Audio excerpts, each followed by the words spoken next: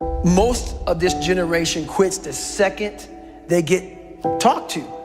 You did this wrong, or they get yelled at. It's so easy to be great nowadays because everybody else most people are weak.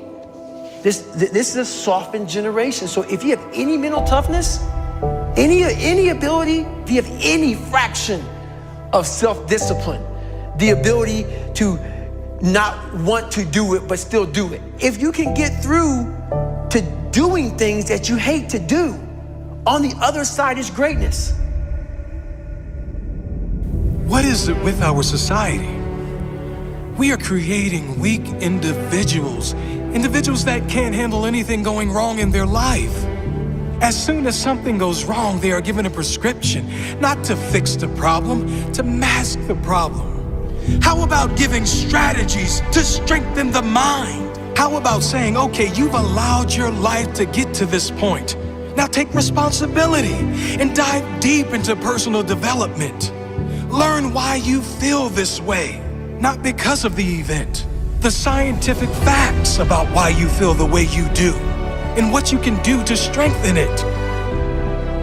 The moment they are criticized, rather than take any of it on board, rather than prove any of those people wrong, they give up. They attempt to defend the criticism with useless talk, but never with definitive action.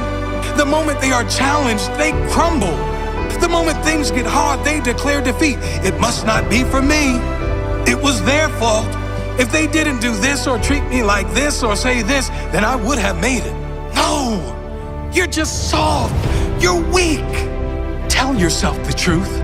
Because until you do that, until you look in the mirror and acknowledge that you are the problem, you'll never be able to grow into the person that is capable of achieving all those things you want. You are the problem, the only problem. Your mindset is the problem. Your attitude is the problem. It is no one else's fault, it's yours. If you want the good news, you are also the solution. You and only you. If you have character, that statement will change your life. If you have no character, you'll remain an average complaining hater like most other people. You are your only problem, and you are the only solution. Sure, big things happen, tragic loss, things which no one would deserve. I'm not talking about those things.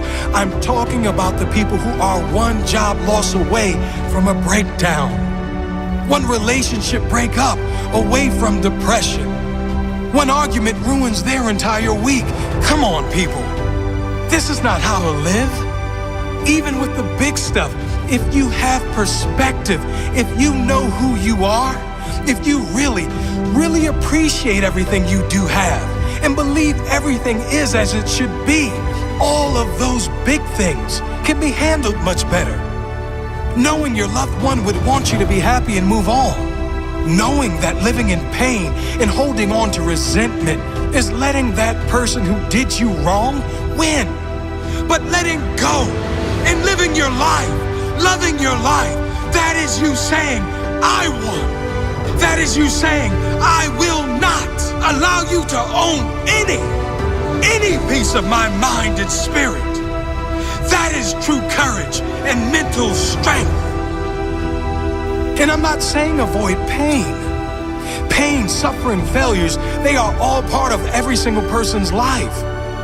There's varying levels of pain for sure. Some suffer more than others, but we all suffer at some level. Some choose consciously or unconsciously to live in that pain, and some decide to move on. You deserve to move on. Mental strength comes from those struggles. It is formed from pain. It is increased when you refuse to give up at times when most others would. It grows when you keep going, when things seem impossible. It grows when you push one more time past what you thought was your limit. It grows with consistency. That is mental strength. Excuses are for weak individuals who have no heart. Take responsibility for where you are now and commit to do something, anything, whatever it takes to make sure your future is better.